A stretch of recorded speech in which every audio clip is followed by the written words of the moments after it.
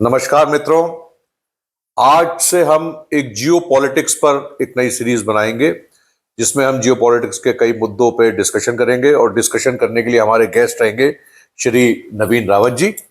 आप retired AGM हैं Canara bank से। आपने प्रोजेक्ट फाइनेंसिंग में और इंटरनेशनल ऑपरेशंस में बैंक के साथ काम करा है। कई कंपनियों के काम करे हैं जैसे कि बेल्को के, रिलायंस के, अडानी पोर्ट्स के, इनके इंफ्रास्ट्रक्चर प्रोजेक्ट्स के।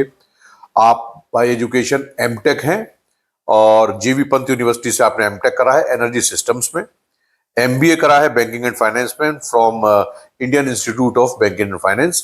हमारे लिए बहुत प्रिविलेज है। स्वागत है नवीन जी आपका हमारे स्टूडियो में। थैंक यू सर जी, बहुत अच्छा लगा आपके चैनल पर आकर। नहीं, थैंक यू वेरी मच। आपने अपना समय दिया और आप हमें आगे भी देते रहेंगे। तो सर, आजकल जो दुनिया में जो हलचल चल रही है और जो हम देख रहे हैं कि डॉलर के पीछे बड़ी मारामारी चल रही है, डी डॉलराइजेशन सुनने में आ रहा है। ये सब क्या है? आम पब्लिक को शायद इसकी इतनी जानकारी नहीं है, तो इसके बारे में आप क्या हमारे व्यूअर्स को बताना चाहेंगे? तो रजा जी, इसको ऐसे समझते हैं जैसे आपने कहा कि डी डॉलराइजेशन आज की डेट में एक बड़ा पॉपुलर शब्द हो चुका है और जियोपॉलिटिक्स भी बड़ा एक पॉपुलर शब्द है इस मायने में। तो इन दोनों चीजों को समझने के लिए हमने समझना पड़ेगा कि डी डॉलराइजेशन मतलब अनवाइंडिंग ऑफ डॉलर। राइट। अब अनवाइंडिंग ऑफ डॉलर को समझना है कि जैसे डॉलर का जो डोमिनेंस है अपना ग्लोबल फाइनेंशियल वर्ल्ड में, वो कैसे कैसे कम हो रहा है। राइट, है ना। De dollarization is that. तो अगर उसको गहराई से समझना है तो उसको हमको समझना पड़ेगा कि डॉलराइजेशन का प्रोसेस कैसे हुआ, मतलब डॉलर कैसे एक इकोनॉमिक करेंसी बना, प्रोमिनेंस में कैसे आया और अब वो कैसे अपनी ताकत को खोता जा रहा है। तो ताकत को खोने को समझने के लिए हमें समझना पड़ेगा ताकत पाई कैसे थी। राइट। क्योंकि जो पाने में किया था वो अनकिया करना पड़ेगा, तो वही डी डॉलराइजेशन। राइट। और दूसरी चीज, जैसे जियो पॉलिटिक्स हम बात कर रहे हैं, तो जियो पॉलिटिक्स और बेसिकली मैं जो समझ पाता हूं कि सारा कुछ जो है ना दुनिया में या जहां भी, देश के अंदर भी, आपकी कंपनी के अंदर भी, सब कुछ कैश फ्लो है। राइट। पीछे कैश फ्लो होता है, उसके पीछे एक स्टोरी होती है, एक आगे स्टोरी होती है। तो जो आगे वाली स्टोरी है वो जनता के सामने रहती है जी, और जो पीछे वाली स्टोरी होती है वो रियल स्टोरी होती है कैश फ्लो की। कैश कहां से कहां घूम रहा है। तो जैसे मनी घूमता है वैसे ही सारी घटना चक्र घूमता है। ठीक है ना। तो हम इस तरह से समझेंगे पॉलिटिक्स को भी, और डॉलराइजेशन, डी डॉलराइजेशन या ग्लोबल फाइनेंशियल आर्किटेक्चर कैसे काम करता है, इस बारे में चर्चा करते हैं। तो सबसे पहले देखेंगे, जैसे आपने डॉलर की बात की, तो डॉलर से पहले क्या था। राइट, है ना। तो डॉलर से पहले क्या था? दुनिया जो थी वो पाउंड स्टर्लिंग का गेम था। राइट। ब्रिटेन जो हमारे शासक भी रहे एक लंबे समय तक, है ना, भारत को कॉलोनी बना के रखा हुआ था और विश्व के बहुत सारे क्षेत्र में जो है पूरी कॉलोनीज थी, यूरोपियंस की, पुर्तगीज, स्पेन, जर्मनी, फ्रांस, है ना। तो उस पूरे प्रोसेस में जैसे कहते हैं कि ब्रिटेन का सूरज नहीं डूबता था, है ना। तो वो पूरा जो सूरज नहीं डूबने का कार्यक्रम था उसमें पाउंड स्टर्लिंग जो है एक अपना मेजर रोल प्ले करता था। तो ये पाउंड स्टर्लिंग कैसे वीक हुआ और कैसे डॉलर आया, इसकी अगर आप कोई एक फाइनल लाइन देखना चाहेंगे, कोई एक ऐसा टाइमलाइन अगर हम ब्रॉडली देना चाहें, तो उसे देखेंगे हम कि दूसरा विश्व युद्ध। अच्छा। हाँ, इसकी जड़ें दूसरे विश्व युद्ध से जुड़ी हुई हैं। तो दूसरा विश्व युद्ध को जब हम समझेंगे, जियोपॉलिटिक्स की जैसे हम बात करें, तो दूसरा विश्व युद्ध में क्या हुआ, क्या वो तत्व थे जिससे पाउंड खत्म हुआ और डॉलर का उद्भव हुआ या डॉलर प्रोमिनेंस में आया। तो दूसरे विश्व युद्ध का काल है वो है 1938 टू 1945। राइट। सो 1938 से 1945 के बीच में ये जो विश्व युद्ध दूसरा हुआ, उसमें एक्सिस पावर और एलाइड पावर, राइट, ये दो शक्तियां थी जिनके बीच में ये युद्ध हुआ। जी। एक्सिस पावर, जिसको एविल पावर क्या, जर्मनी, इटली और जापान। राइट। और जो एलाइड पावर्स थी वो थी यूरोप के जितने बड़े प्रोमिनेंट थे। ब्रिटेन तो था ही था, फ्रांस हो गया, पोलैंड हो गया, यूएसएसआर तब तक आ चुका था। 1917 की जो रशियन रिवॉल्यूशन के बाद वो सब एलाइड पावर्स के साथ वो इनके साथ था और यूएसएसआर था ही था। यूएसए। सॉरी, यूएसए था ही था, है ना? जी जी। तो उधर अमेरिका अपना पीछे था। तो अब आप देखोगे कि ये जो दूसरा विश्व युद्ध किस तरह से, मतलब जब एंड हो रहा होता है, अंत तो पता ही है कि एक्चुअली एक्सिस पावर हार गई। तो जो दूसरा विश्व युद्ध का जो अंत हुआ, जी उसमें दो तीन चीजें बड़ी इंपॉर्टेंट डेट्स हैं। हमेशा देखता हूँ, देखिए डेट्स देखिए, कैश फ्लो देखिए, और घटनाक्रम को फिर एनालाइज करिए, तब बहुत सारी चीजें जो है खुल के सामने आती है। तो जैसे दूसरे विश्व युद्ध में आप देखोगे कि Germany was headed by Hitler. Right. तो हिटलर की जो हिटलर ने सुसाइड कर लिया, है ना? He was basically under that circumstances he had to commit suicide. जिस तरह से German started losing the second world war. तो वो डेट थी 30 अप्रैल 1945। 45। ठीक है, जी। 30 अप्रैल 1945 को जर्मन ने, मतलब आई मीन हिटलर ने अपना सुसाइड कर लिया। तो जर्मनी खत्म हो गया, क्योंकि हिटलर के दम पर ही सारा खेल चल रहा था। जी। इसके अलावा एक और प्रोमिनेंट पावर थी इटली, मुसोलिनी। तो मुसोलिनी 1943 में वो डिथ्रोन कर दिया गया, और 2 साल पहले ही। 2 साल पहले ही। और उसके बाद 1945 में ही वाज किल्ड। राइट। सो वो भी 28 अप्रैल 1945, आई थिंक, जहां तक मेरे को याद आ रहा है। ही ऑल्सो वाज नो मोर। तो इटली का डोमिनेंस भी खत्म हो गया, एंड वर्ल्ड वॉर आप समझो कि लगभग कंक्लूड हो गई। जी। ठीक है। अब एक छोटा सा फोर्स रह गया था जापान का, जो भी पीछे पड़ा हुआ था। मतलब तो यूरोप तो मेनलैंड था जहां लड़ाई चल रही थी। ठीक है। उस पूरे प्रोसेस में आप देखोगे कि फिर जो कल्मिनेशन हुआ सेकेंड वर्ल्ड वॉर का, वो उसके लिए एक इवेंट थी जब जापान पे अमेरिका ने एटम बम डाल दिया। That was the basically final and point of the second world war. तो 6 अगस्त और 9 अगस्त को हिरोशिमा और नागासाकी पे बम डाला गया। अच्छा, क्यों डाला? जब सारा विश्व युद्ध खत्म हो चुका था, तो सवाल ये उठता है कि अमेरिका ने क्यों जापान पे, और वो भी इतना हीनियस क्राइम किया ह्यूमैनिटी का, अब तक का सबसे वर्स्ट क्राइम है। सर वो ये कहते हैं कि उस टाइम जैपनीज एयरक्राफ्ट्स ने अटैक कर दिया था पर्ल हार्बर पर। इस वजह से उसके रिटेलिएशन में अमेरिका ने उनके ऊपर एटॉमिक बम का एक्सप्लोजन करा था। बिल्कुल बिल्कुल। एक्चुअली आम मान्यता यही है सर, जी, है ना? आम तरह से जनता को यही समझ में आता है, क्योंकि जो नैरेटिव है ना, वो बड़ा रोल प्ले करता है। मैंने बताया ना, कैश फ्लो पीछे चलता है, एक स्टोरी पीछे चलती है, एक स्टोरी आगे चलती है। वो जो आगे वाली स्टोरी है वो जनता को समझाने के लिए होती है, वो नैरेटिव बिल्ड करने के लिए होती है। ठीक है। तो आप देखिए कि पर्ल हार्बर की घटना कब हुई। पर्ल हार्बर तो आप जरा चेक करिए। जहां तक मुझे ध्यान आता है ये 41 में हुई है क्या?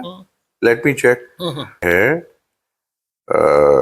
8 दिसंबर 7 दिसंबर सॉरी 1941। वही मैं आपको 41 के आसपास बता रहा था। तो आप देखिए, ये 1941 में पर्ल हार्बर का अटैक हुआ, और उसके 4 साल बाद जो है उसको याद आ रहा है कि मुझ पर अटैक हुआ था, तो अब जो है हम एटम बम गिरा दें। और बदला भी ये वाला एटम बम वाला, हल्का फुल्का नहीं 4 साल पूरा जबरदस्त वाला। तो अब आप समझिए कि ये गेम क्या है जी। कि एक्चुअली क्या है कि America was almost ready with the script. Okay. ठीक है। तो एक चीज और याद करेंगे कि अब इस बिल्डअप को हम देखेंगे कि कैसे ये सारी चीजें हुई, कि मतलब आपने जो एटम बम गिराया वो एक ऐसा एक ट्रिगरिंग पॉइंट था कि जो ग्लोबल पावर को शिफ्ट जो है वो यूरोप से अमेरिका ले जाने का। मतलब ये मास्टर प्लान अमेरिका का था। ये अमेरिका का मास्टर प्लान है। America was almost ready. Actually आप समझिए कि वो सारी चीजें जो एक वर्ल्ड पावर बनाती है, या जो आपके पास इतनी सारी पावर है, now you can run the international show. जी। वो America was ready for that. उसके लिए एक और चीज देखेंगे हम। अच्छा, उधर जाने से पहले ना एक मजेदार बात हम अपने दर्शकों के लिए भी बात करना चाहेंगे, क्योंकि हम भारत में बैठ के सारी चीज देख रहे हैं कि ये जो जियोपॉलिटिक्स में जो हम चीज देख रहे हैं कि जो सेकेंड वर्ल्ड वॉर का टाइम था 1939 टू 1945। जी। ठीक है। उस टाइम भारत में क्या चल रहा था? 1939 टू 45 हमारे यहाँ 42 में क्विट इंडिया मूवमेंट चल रहा था, और हमारे यहाँ जो है हम लोग कंट्री की फ्रीडम के लिए थोड़ा बहुत फाइट कर रहे थे, थोड़ा बहुत जो भी फ्रीडम मूवमेंट चल रहा था बस। बिल्कुल, आपने सही बोला कि एक्चुअली आप देखोगे कि 1939 से 45 के बीच में भारत में क्या चल रहा था। एक 1942 में गांधी जी ने क्विट इंडिया मूवमेंट जी लेकर आए थे। जी जी। अगस्त, शायद 9 अगस्त का दिन था वो। जी। और British were ready, Gandhi ji को जेल में डाल दिया गया था। जी।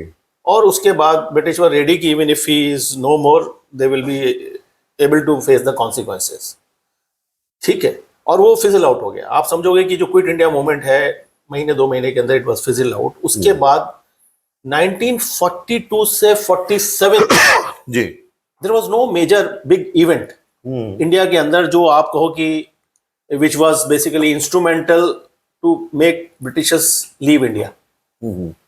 तो अब हम देखेंगे ये वो जो बीज है, जो भारत की आजादी के जो बीज है, वो भी दूसरे विश्व युद्ध में जुड़े हुए हैं। कैसे? 1938 में ये वार शुरू हुआ। अच्छा, मैंने बताया कि कौन कौन था, जर्मनी, इटली और जापान। 1939 में भारत में इंडियन नेशनल कांग्रेस का राष्ट्रीय अधिवेशन, जी, वो बड़ा इंपॉर्टेंट था। 1938 में एक अधिवेशन होता है जिसमें Subhash Chandra Bose was elected as a president. 1939 में जब री इलेक्शन के लिए सुभाष चंद्र बोस आए, तब क्या हुआ कि गांधी अपोज्ड सुभाष चंद्र बोस।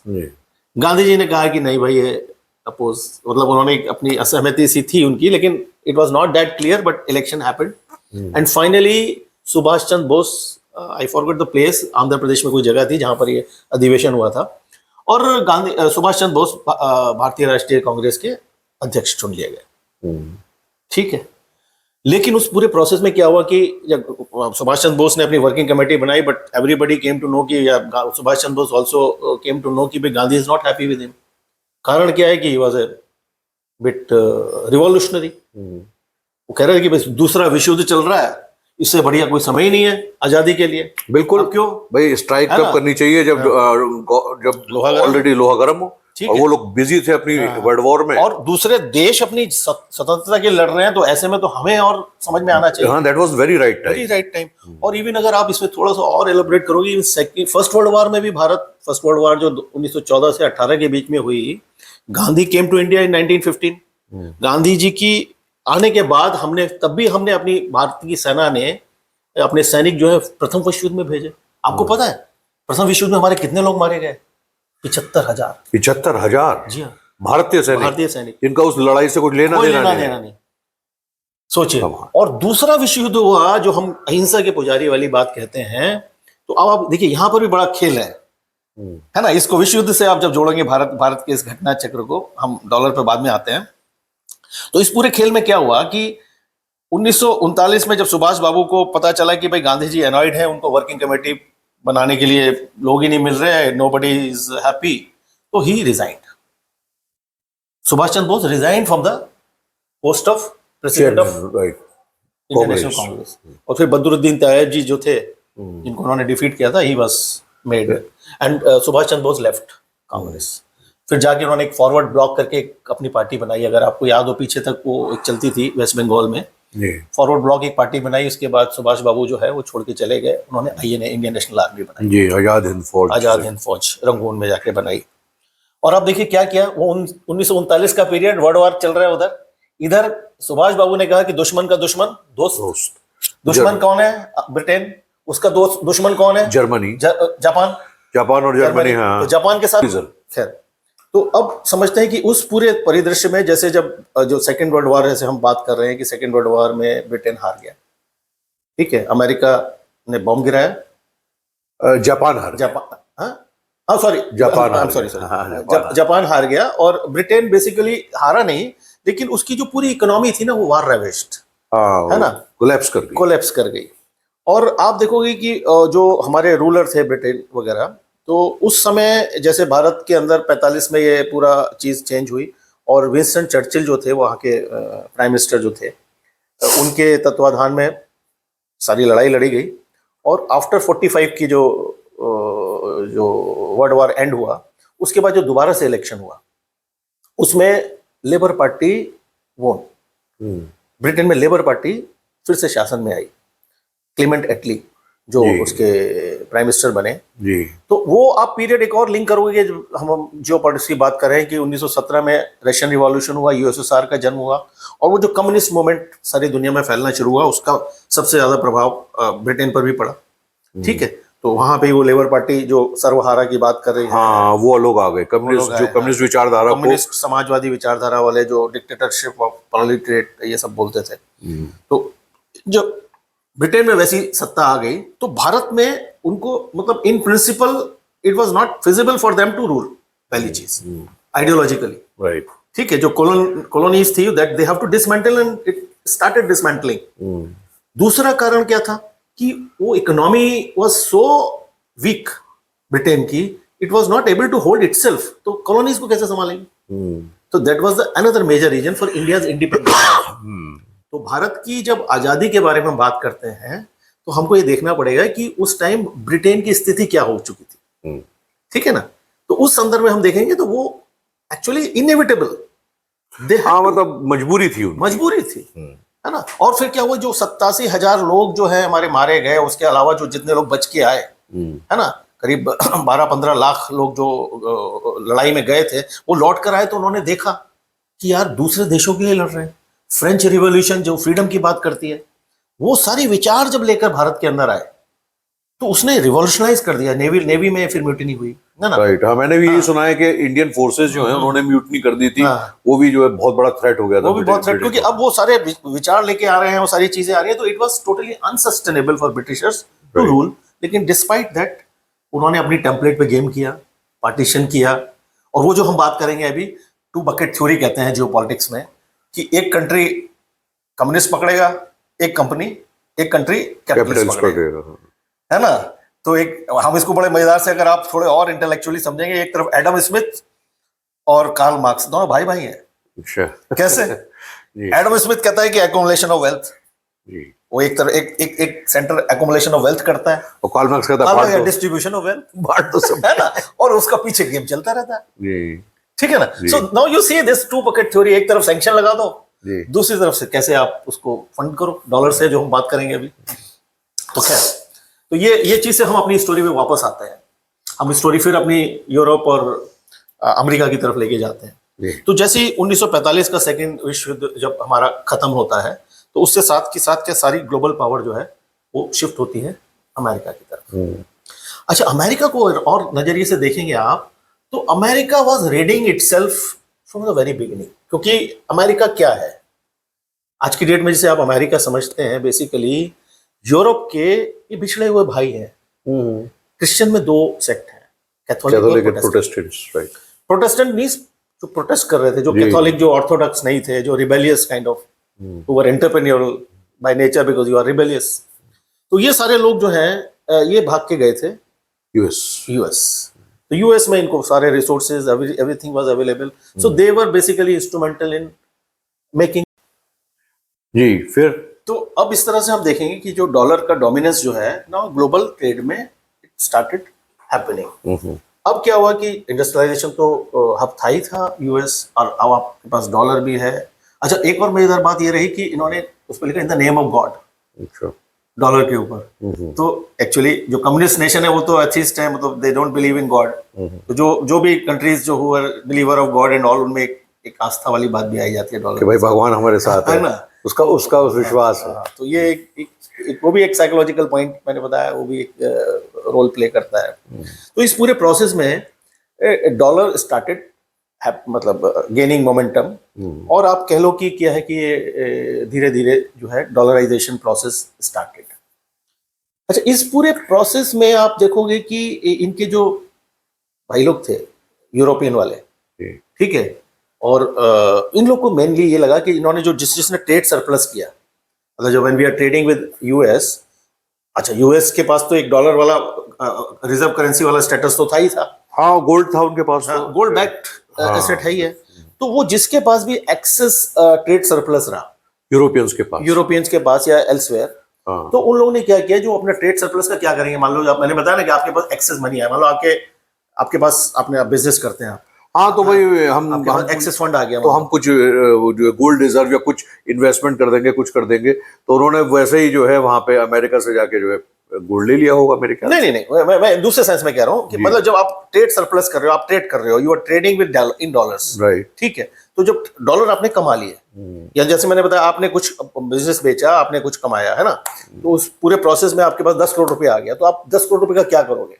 आपके बिजनेस में इमीडिएटली रिक्वायरमेंट नहीं है, you are holding that fund. तो एक तो आप अपने यहाँ पे ऑफिस में रखो, या फिर आप ऐसा करो कि बैंक में ले जाओ, राइट, तो you will come to, suppose I am a banker, आपने मेरे को दे दिया, ठीक है, तो मैंने उसको रख लिया 10 करोड़ रुपया, और मैंने आपको एक कागज पे लिख के दे दिया एफडी 10 करोड़ की एफडी, वो कागज आपको पकड़ा दिया, हाँ, आप खुश हो उस कागज से। देखिए फाइनल मतलब जी, हाउ द गेम सही बात ना इन फाइनेंशियल वर्ल्ड, आप उस कागज से खुश हो कि भाई क्योंकि मेरी ट्रस्ट है, ठीक है, कि भाई आप मेरे को इंटरेस्ट दोगे, मैं उस पर इंटरेस्ट भी देता हूँ 7-10% जो भी आपको इंटरेस्ट चाहिए जी, वो मैं दे देता हूँ। दैट वे वो जितना भी सरप्लस आ रहा था वो अमेरिका को जाके आप दे भी सकते हो, है ना। लेकिन इन लोगों ने क्या किया कि वो जाके जो पैसा दिया अमेरिका को, जो डॉलर कमाया, और उससे गोल्ड ले लिया अपना वापस। अच्छा, 32-35 डॉलर का आपको एक ऑन्स मिल रहा है, तो whatever surplus dollar were with them, they have given it to the US and they have taken back gold. इससे क्या हुआ कि यूएस का जो गोल्ड स्टॉक है, गोल्ड पाइल है, वो स्टार्ट डिप्लीटिंग। 20,000 टन का हम जो बात कर रहे थे, वो धीरे धीरे कम होने लगा। डिप्लीटिंग। हाँ, लोग बाग अपना डॉलर लेके गए और उनसे गोल्ड वापस, तो जो भी आपसे कमा रहा था, आपसे जो कमाया वो मैंने लिया, आपने सोना ले लिया। राइट, राइट, अब इस पूरे प्रोसेस में अमेरिका का जहाँ ये डॉलर डिप्लीट होना शुरू हुआ, तो उसकी जो डॉलर की वैल्यू खत्म हो रही है, क्योंकि now it can not print that much, क्योंकि it is not backed by gold. Then Nixon took a call, Richard Nixon, उसने क्या किया कि 15 अगस्त 1971 को एक डिसीजन लिया गया कि dollar will not be packed with gold. अच्छा, वही वाह, मतलब गोल्ड की गारंटी नहीं है डॉलर के साथ, हमारी जवान की गारंटी है। बस, मतलब in actually financial parlance it is called fiat currency। अच्छा, मतलब a currency which is not backed by any asset, only with the words of the power behind। तो मतलब अमेरिकन गवर्नमेंट की पावर है अब खाली फिएट करेंसी में, और उसके पीछे कोई एसेट बैक नहीं है। मैं इसे चूरन का नोट बोलता हूँ, ठीक है, इट्स लाइक ए चूरन का नोट। हाँ, जाली नोट। हाँ, कि भाई आप बस आपने बोल दिया, अब आपका कहना क्या है, आपकी तो सरकार भी बदलती रहती है, और आप कहाँ है जाएंगे, दुनिया में कौन किस पर विश्वास कर रहा है, है ना। ये तो माया महा ठगनी हम जानी। तो इस फिएट करेंसी वाले रोल ने अमेरिका को एक बहुत ज्यादा पावर दे दिया, क्योंकि अब आपने डॉलर तो सारी दुनिया में फैला दिया, ठीक है, लेकिन अभी उसको और ट्रिगर करना जरूरी है, क्योंकि मैं यहाँ पे जब चूरन का नोट बोल रहे हैं, तो ऐसा तो है नहीं कि हमें इतना ज्ञान है, वहां के लोगों को ज्ञान नहीं था। इनके मौसेरे भाई बैठे हैं यूरोप वाले, और भी बाकी फाइनेंशियल वर्ल्ड में एवरीबडी नोज कि भाई now it is not backed by anything, what I will do with this, है ना। तो वो एक एप्रीहेंशन था which was basically hindrance to furthering the increase of dollar, power of dollar, है ना। तब क्या किया गया, एक और गेम हुआ। अच्छा, इस गेम को समझने के लिए, इसको कहानी को थोड़ा सा यहाँ पे पॉज बटन दबा देते हैं। इस कहानी को समझने के लिए हम जाते हैं गल्फ कंट्रीज में दोबारा, जहाँ आजकल खूब वार का माहौल चल रहा है, ढिशुम ढुशुम चल रहा है। यही ढिशुम ढिशुम 1967 में जी का मैं लेके जाऊंगा, लेकिन 1967 से पहले फिर हम एक और बात करें कि यूनाइटेड नेशन बनाया था अमेरिका ने 1945 में, ठीक है। वो सारा वही गेम था, कैसे डॉलर के लिए हॉटस्पॉट्स क्रिएट करने हैं। हॉटस्पॉट्स मतलब जो ट्रिगरिंग पॉइंट रहेंगे, जब गर्म रहेगा मामला, ताकि या तो आप आर्म्स एमुनेशन भेजते जाओ या आप डॉलर पंप करते जाओ, ठीक है। तो उस पूरे प्रोसेस में 1948 में they created a country called Israel. Israel को सारे मुस्लिम कंट्रीज के बीच में बैठा दिया भाई, बहुत बढ़िया, ठीक है, कि अब यहां से ये इनको, अच्छा मुस्लिम कंट्रीज के बीच में, क्योंकि गल्फ कंट्रीज है, ऑयल वही निकल रहा था वहां पे, सारी दुनिया का ऑयल हब है वो जी, ठीक है। अच्छा, आप जिस इंडस्ट्रियलाइजेशन मॉडल पे काम कर रहे हो, उसके लिए एनर्जी चाहिए, एनर्जी सोर्स के लिए भाई साहब गल्फ, बिल्कुल। वो गल्फ में अगर पूरा फ्री हैंड दे दोगे तो ये तो बवाल कर देंगे, they will rule the country world, क्योंकि अगर उसके हाथ में तेल है तो तेल के रेट से तो वो आपको हिला देगा, तो उसको भी आपको हिला के रखना है, if you have to keep your hegemony. तो इजराइल वाज क्रिएटेड इन 1948, उसको पूरा फंडिंग, आर्म्स, एमुनेशन सब अमेरिका ने दिया, बहुत सुंदर, ठीक है। अब वो पूरा इजराइल जो है ठोक बजा रहा है आसपास, कभी ईरान पे अटैक कर रहा था, उस टाइम भी उसने जाके न्यूक्लियर अटैक पावर जो उस पर रिएक्टर पे अटैक कर दिया था ईरान के, है ना, उस टाइम भी। अच्छा, एक 6 डे वॉर जो है 1967 की, बड़ी जी, वो सारी सराउंडिंग कंट्रीज ने अटैक करा था इजराइल, तो नहीं, इजराइल ने किया था इनफैक्ट वॉर। अच्छा, हमें ये बताया गया है कि सब सराउंडिंग कंट्रीज ने मिलकर अटैक करा, इजराइल ने मेन अटैक किया, और उस पूरे में एक्चुअली इधर आ जाओ इजिप्ट, जी, जॉर्डन, लेबनान, जॉर्डन, सीरिया, है ना। जी, तो उस पूरे को इसने अटैक करके 6 दिन के अंदर इसने इतनी बड़ी टेरिटरी गेन कर ली थी इसराइल ने। सिनाई पेनिसुला इजिप्ट का ले लिया, गाजा स्ट्रिप जो आज की बात हो रही है तभी का हत्या हुआ है 1967 की 6 डे वॉर में, गोलान हाइट्स, वेस्ट बैंक, है ना। तो ये सारा जो है ये एरिया भाई इसराइल के पास आ गया। अच्छा, इस पूरे प्रोसेस को फिर, क्योंकि American power was behind, military power was behind that, इससे क्या हुआ कि जो आपका सऊदी वगैरह ना, दे गॉट एनॉयड, है ना, क्योंकि दो they were defeated, they were never expecting कि सच ए बिग मतलब ह्यूमिलिएटिंग लॉस। तो उस पूरे प्रोसेस में फिर एक हम उसकी निटिग्रिटी में नहीं जाते, एक सुएज कैनाल का एक क्राइसिस पैदा हुआ, फिर ऑयल क्राइसिस, एम्बार्गो हुआ। तो सऊदी ने क्या किया ना, ऑयल एम्बार्गो लगा दिया। It is a something during 71-73 के बीच की बात है। 71 में इन्होंने डी पैकिंग कर दिया, गोल्ड का पैकिंग हटा दिया डॉलर के साथ। ठीक, ठीक। 71 से 73 के बीच में क्या होता है सर, कि ये जो सऊदी अरब है, सऊदी अरब ने अपना डॉलर एम्बार्गो लगा दिया और पेट्रोल का प्राइस 4 गुना बढ़ गया, $3 से $12 हो गया। 73 में। हाँ, तो उस पूरे प्रोसेस में जब ये हिल गए सारे लोग, सारा वेस्ट वर्ल्ड और अमेरिका, यूरोप, जो भी ऑयल कंज्यूमिंग, क्योंकि सारी इकोनॉमी उसी पर टिकी हुई है। तो उसमें फिर हेनरी किसिंगर डिप्लोमेसी का, शटल डिप्लोमेसी करके एक बड़ा एक नाम चलता है, मतलब जियो पॉलिटिक्स में, अमेरिकन डिप्लोमेटिक है हेनरी किसिंगर। तो वो he was shuttle diplomacy, he was moving to one country to other country like that, right. ठीक है। तो then he negotiated well and he got all these Gulf countries in one platform, and he went into the reconciliation and all these things जो होता ही है ना, पहले साले लड़ा दो फिर उनको पुचकार दो आप, है ना। तो इस पूरे प्रोसेस में अब आप देखोगे कि इस जो सऊदी अरब है, सऊदी अरब को ये बोला गया कि भाई जैसे आज के लिए नाटो का अरेंजमेंट है ना, कि अगर कोई कंट्री आप पे अटैक करता है, it will be taken attack on America and will defend you. एक तरीके से सिक्योरिटी गार्ड हो गया, सिक्योरिटी कवरेज दे दिया जी, है ना। हालांकि वो कितना फ्रूटफुल होता है वो हमें दिख रहा है। हाँ, कुछ भी नहीं करा उन्होंने। अभी जो लड़ाई हुई तो कुछ भी नहीं कर पा रहे वो लोग, बट उस टाइम तो साइकोलॉजिकल था। तो 73 में तो सऊदी के साथ एक पैक्ट हुआ इनका कि भाई ठीक है, हम आपको सिक्योरिटी कवर देंगे, but in लिeu of that what you will do. तो अमेरिका ने कहा भाई ऐसा करना पड़ेगा कि आपने जो कुछ भी करना है, जो भी पेट्रोल बेचना है, वो पेट्रो डॉलर के नाम, मतलब वो आपको डॉलर में बेचना पड़ेगा, यहाँ से पेट्रो डॉलर आता है। मतलब अगर इंडिया को सऊदी अरब से तेल मंगवाना है, ऑयल मंगाना है, तो हमें इंडियंस को डॉलर में पेमेंट, डॉलर में।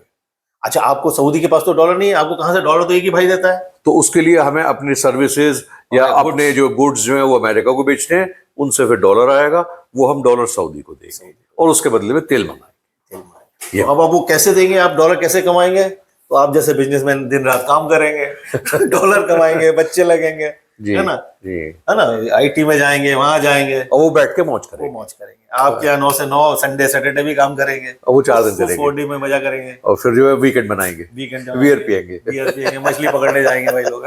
ठीक है। तो वो जो चीज थी, दैट वाज द प्रोसेस कि भाई आपने, अब उससे क्या हुआ, डॉलर को ट्रिगर हो गया, ये पेट्रो डॉलर ने इस दिस। अच्छा, इससे एक और मजेदार चीज है, जैसे हम पहले बात कर रहे थे कि अगर आप सरप्लस इकट्ठा करते हो, जी ठीक है, मैंने बताया चूरन का नोट है, उस टाइम तो सरप्लस इकट्ठा किया आपने, गोल्ड ले लिया, तो अमेरिका 71 में जो इन्होंने डी पैकिंग करनी पड़ी। अब गल्फ नेशन तो जम के तेल बेच रहे हैं, तो तेल बेच रहे हैं, आपके पास तो डॉलर ही, सारी दुनिया डॉलर लेके आ रही है आपके पास, आपके चरणों में डाल दे रही है, आप इतने डॉलर करोगे क्या, भाई खाली क्या करोगे उसका। तो अब उस अमेरिका ने एक और उसके उसी डील का पार्ट था कि यू कैन री invest all this into American treasuries.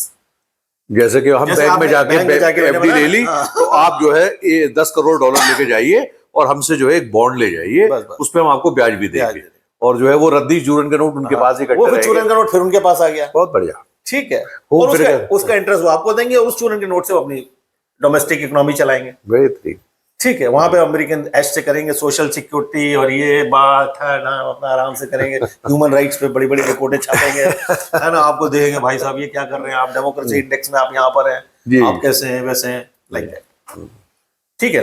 तो ये this is what dollarization at peak.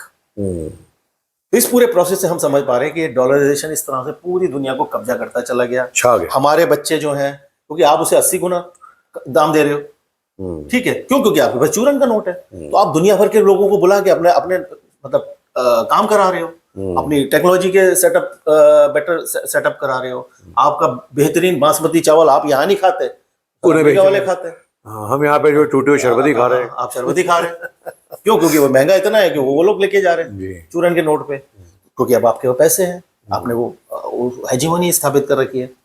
तो this was the process of dollarization, right.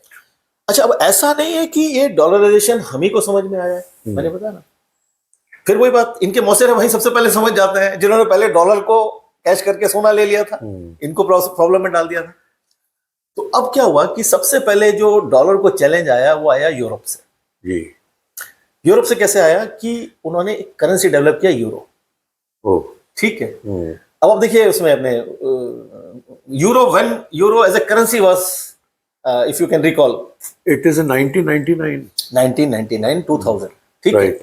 That was the period जी। When America, when Europe started using euro Right. As a currency. जी। अगर because Europe का world trade में एक major stake है, ठीक है। उस टाइम जब मैं उसकी बात बता रहा हूँ, पीरियड 99 एंड दैट, उस पीरियड में तब तक चाइना तो was not in the scene ना, राइट। तो अब जो 99 वाला जो पीरियड था उसमें डोमिनेंट पावर था यूरोप, इफ अमेरिका के कंपैरिजन में देखा जाए तो उसमें अगर वो यूरो आ रहा है तो euro will replace dollar requirement, ठीक है। एटलीस्ट यूरोप के पूरे एरिया की तो खत्म कर देगा ना। एटलीस्ट हाँ, वो डॉलर से शिफ्ट होकर यूरो पे आ जाएगा, उस रीजन में ही सही। हाँ, तो वो उतना रिप्लेस कर देगा डॉलर को। बिल्कुल बिल्कुल। These guys understood. They don't want any challenge against dollar. तो इन्होंने क्या किया, इन्होंने चाइना को WTO में एंट्री दिलाई, वर्ल्ड ट्रेड ऑर्गेनाइजेशन। आप देखिए WTO में चाइना की एंट्री कब होती है? आई सपोज 2011 में हुई है। नहीं 2001, उस 2001 में हुई है, जबकि वो कम्युनिस्ट कंट्री था। जबकि वो कम्युनिस्ट कंट्री है, ना ह्यूमन राइट्स है, ना डेमोक्रेसी है, ना कोई ट्रांसपेरेंसी है, जो अमेरिका सबको दिन रात कहानियां सुनाता है कि भाई तो अमेरिका के सारे ह्यूमन राइट्स और ये सब हवा में उड़ गए, है ना। और उसने चाइना को जो है WTO में एंट्री दे दी। आ जाओ WTO में, आओ बिजनेस करेंगे, है ना। And from that day Europe was under threat. Euro जो है ना उसका अंडर थ्रेट में आ गया, क्योंकि अब ना China is now main consumer of the dollars, right. ठीक पता चाइना में कोई भी प्रोडक्ट बन रहा है और बेचेगा। वो अगर यूरोप में जा रहा है तो चाइना यूरोप से कह रहा है कि भाई हमें पेमेंट डॉलर में दो। वो तो देना ही पड़ेगा ना भाई, यूरोप नहीं, अमेरिका का जितना भी, अमेरिका ने अपना प्रोडक्शन हब जो है वो चाइना में बना दिया, राइट। ओवर ए पीरियड माल इतना सस्ता हो गया, कोई डिमांड इतनी ज्यादा है तो सारी दुनिया ही कंज्यूम कर रही है, even India is also fretted with right. समझ रहे ना। तो चाइना को एक बहुत बड़ा मार्केट अमेरिका ने दे दिया, और वो चूरन का नोट बांट रहा है। चूरन का नोट मतलब fiat currency, but it is acceptable, it is the reserve currency of the world. मतलब मैं जहां तक समझ पा रहा हूँ कि चाइना को एक प्रोडक्शन हब बनाने के बाद जहां American products made in China हो रहे हैं और दुनिया में जा रहे हैं, तो दुनिया से जो चाइना के पास है वो इन टर्म्स ऑफ डॉलर फिर पैसा आने फिर पैसा, जैसे कहीं भी होगा, है ना। जैसे गल्फ कंट्रीज ने भी, गल्फ में भी क्या हुआ, दे आल्सो अर्न डॉलर्स, तो China also started earning dollars by selling the goods, right. And that dollar went into where, American treasury. आज हमने जाना कि कैसे जो है डॉलर ने अपनी सुप्रीमेसी पूरी दुनिया में बढ़ाई। रावत जी ने कितने अच्छे तरीके से एक्सप्लेन करा कि क्या होता है, कैसे जो है टैक्टिक्स अपना के वर्ल्ड वॉर से लेके 71 से लेके चाइनीज प्रोडक्शन से लेके डॉलर ने अपनी पूरी दुनिया में बसावट बनाई। अब कैसे लोगों का डॉलर पे से ध्यान हटने लगा, किस चीज ने ट्रिगर करा, ये जानने के लिए हम आपको निवेदन करेंगे कि आप फिर हमारे पास आइए और हमारे व्यूअर्स को वो सारा सस्पेंस क्लियर कीजिए कि हमें क्या क्या करना है, क्या क्या नहीं करना है, और क्या क्या कंट्रीज ने करा और नहीं करा, डीडॉलराइजेशन कैसे शुरू हुआ। आपका आने के लिए बहुत बहुत शुक्रिया, thank you very much sir. Hope आपने एंजॉय करा। अगर आपको अच्छा लगा तो लाइक करिए, सब्सक्राइब करिए, और अपने जो भी क्वेश्चंस हैं वो कमेंट्स में दीजिए, हम सर से जरूर डिस्कस करेंगे।